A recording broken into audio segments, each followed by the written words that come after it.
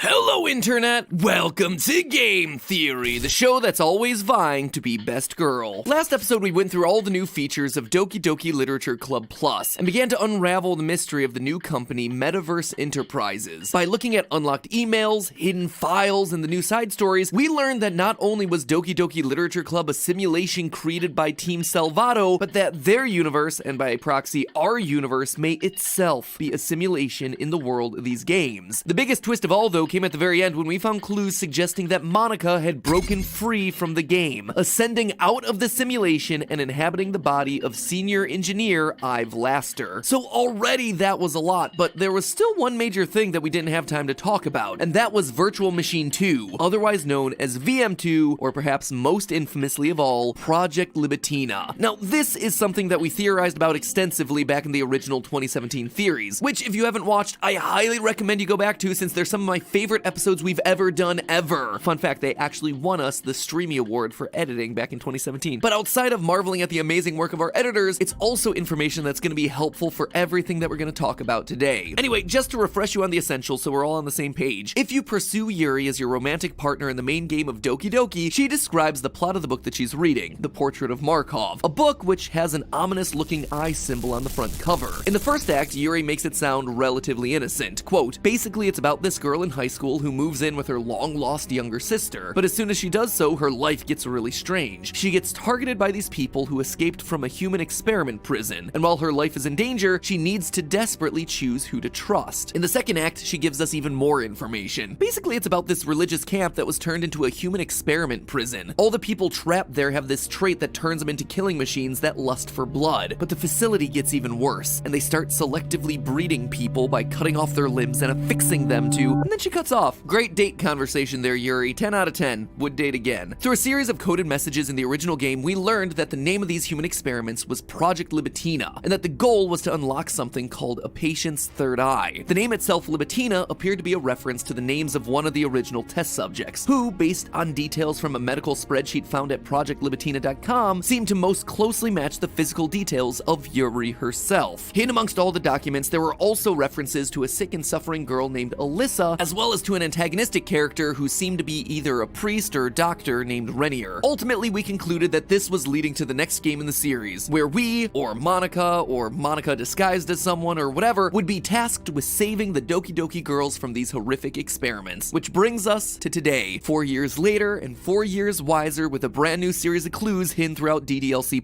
So, let's just start with the basic facts. What does this new game tell us explicitly about Virtual Machine 2? Well, in the file Project Plan Outline, it's explicitly called out that VM1 is a small-scale project, a test case. The second, Virtual Machine 2, is designed to be a medium-scale simulation, and this lines up with what we already know. Doki Doki takes place essentially in a single classroom, small-scale, whereas The Portrait of Markov is all about a religious medical facility which would lend itself to having many more rooms and locations, probably a 3D environment. We also know based on other documents that Monika can indeed see her friends being tortured over in VM2. This is based on her monologue hidden in the original game, as well as from an email from Ravi in DDLC+. Quote, my best guess is that the memory being freed from VM2 isn't getting zeroed out, which technically gives VM1 access to it. From there, most of the information about VM2 that we get is from project manager Paula, when she emails the rest of Team Salvato to discuss their plans moving forward. They intend to move away from VM1 and instead try to create stable access to VM2. Team Salvato's moving away from focusing on Doki Doki and instead working on this new game, Project Libitina. But so far, making a connection into this new virtual machine is something they've been unable to do. Paula seems to believe that they can build a connection into this new world thanks to an experiment that the simulation itself is running. Quote, I have an idea on how to increase connection stability to VM2. I'll go into detail in a more formal report, but some of the log files indicate attempts of theirs to pull together the access potential of multiple individuals into a single parallel unit. It sounds ridiculous, but if they actually get somewhere with it, then we might have a solid entry point that doesn't heavily intrude upon the VM. The VM will just be named Test VM for now, although the parallel access unit unit they're building in the VM seems to be called Project Libitina. And there it is, ladies and gentlemen, Project Libitina in the flesh.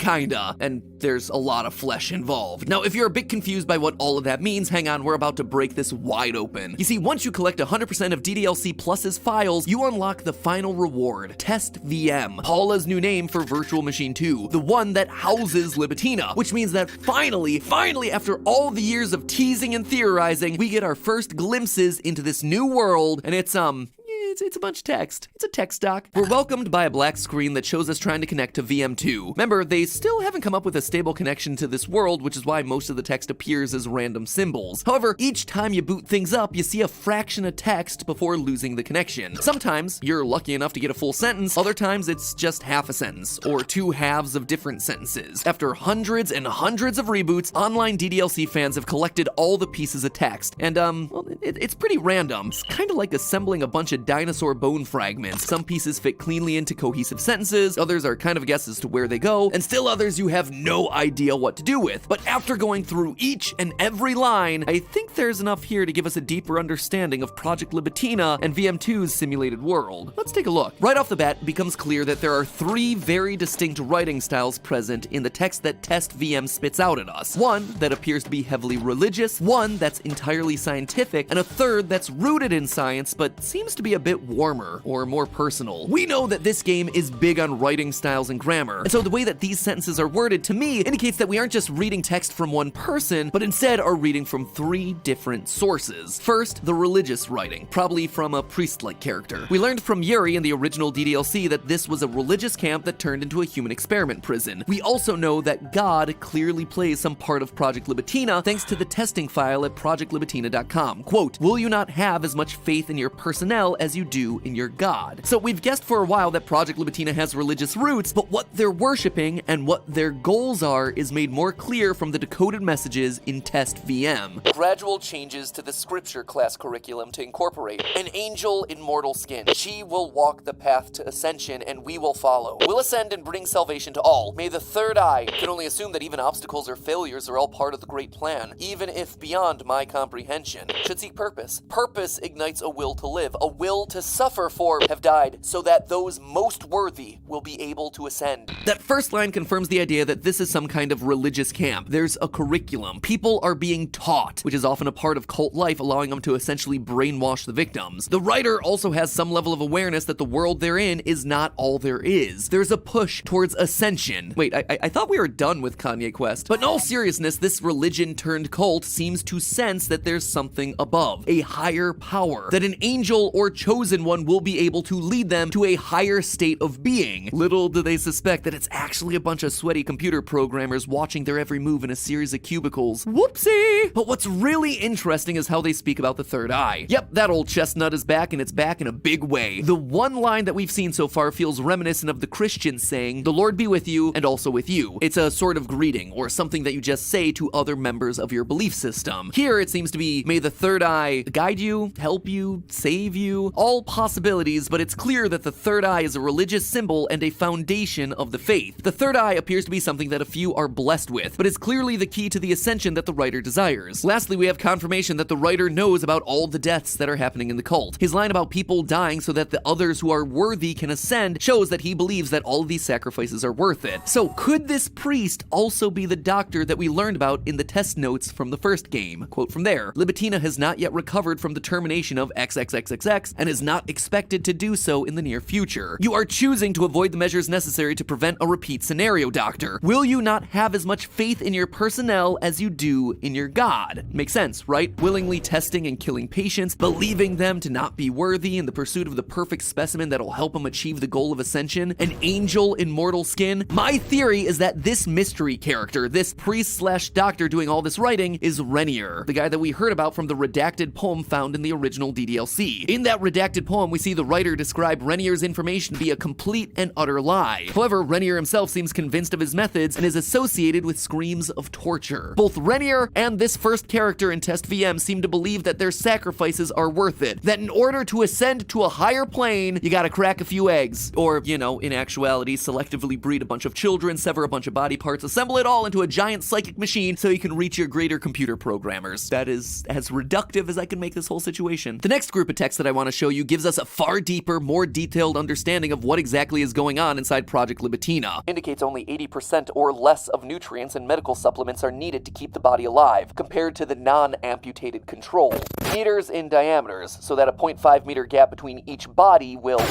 Due to the factual style of the writing, as well as the use of measurements and percentages, this text seems to be a research report. And it reaffirms what Yuri was talking about in Portrait of Markov, cutting off limbs and putting them all together for some purpose. And now we understand. It seems like they're combining body parts of those with strong third eye potential in order to ascend, to reach that higher plane of existence. To them, they're pulling their resources to reach out to their god, their creator, but we know better. They're not wrong about reaching out to their creator, but he ain't some dude hanging out in the clouds. He's a bunch of people chatting it up over Discord. And we already know that for as disgusting and horrible as their tactics are, it's also kinda working. Their experiment will indeed allow Team Salvato to reach back out to them. Think back to what Paula said in her email. I have an idea on how to increase connection stability. Some of the log files indicate attempts of theirs to pull together the access potential of multiple individuals into a single parallel unit. One angel blessed with the ability to communicate with God. The rest of the text from this section gets really dark. Quote, all of functional reproductive systems. Then we could produce new, potent children with incredible efficiency. And sudden death would be at 9 months each, a total of 36 would reach peak efficiency, with about 1 week per.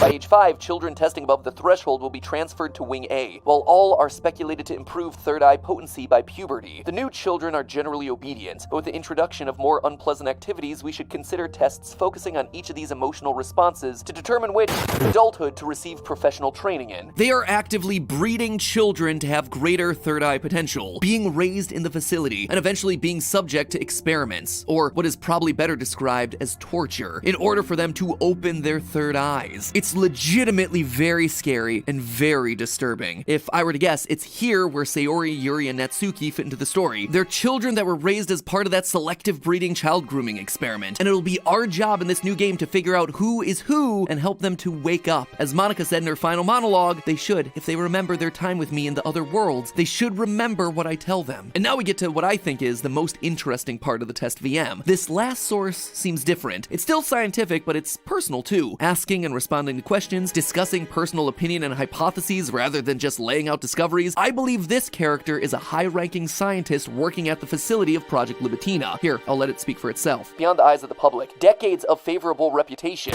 don't have a third eye struggle to understand what current science tells them. I am disregarding the only prison is our material world. The gate of the Nexus extends beyond any comprehension of the material world.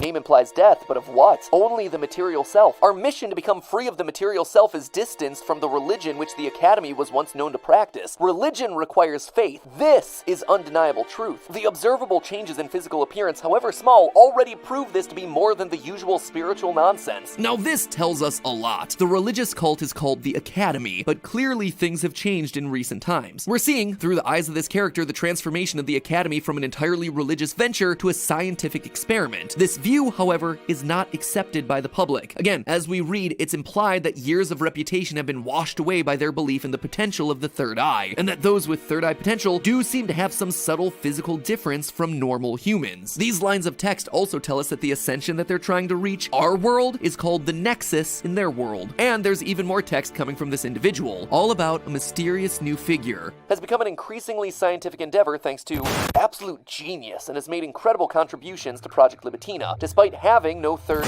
have given him the title of Guardian to reflect. This implies that our writer does indeed have a third eye, and that those without third eye potential are seen as lower class. However, this mystery person that the text mentions, this Guardian, has helped a lot despite not having a third eye. Again, I think that this is them talking about Renier. Renier seems to be our main antagonist in this new story, the one who created the third eye theories in the first place and the quote-unquote science this to test it all out. But there is still one question left unanswered. Where does Monika fit into all this? She's been established to have a connection with VM2, able to see the horrors that await them because she shares memory with someone inside that virtual machine, but so far I've only mentioned Sayori, Yuri, and Natsuki. Well, I purposely didn't group Monika together with the other 3 girls for a specific reason. I don't believe Monika is part of Project Libitina like the others are. Instead, Monika is a nurse. The same nurse, in fact, that wrote the redacted poem that ends up in DDLC. Think about it. A nurse would have access to all the girls, the facility, the areas that she might need to go to in order to save them. But also, that redacted text in the poem leaves the words, "nothing is real," implying that it's been messed with by Monika to let you know that she knows about the simulation. But the real kicker goes all the way back to Paula's email, "Let's Move On." We established in the last email that monitor kernel access is how Monika got her name. It also refers to her level of elevated access in DDLC. Well, in the next paragraph, Paula states, quote, "I'm gonna spin up a read-only hypervisor that we can use to test different ideas like this. The elevation level will be set to monitor adjacent runtime level access. MARLA.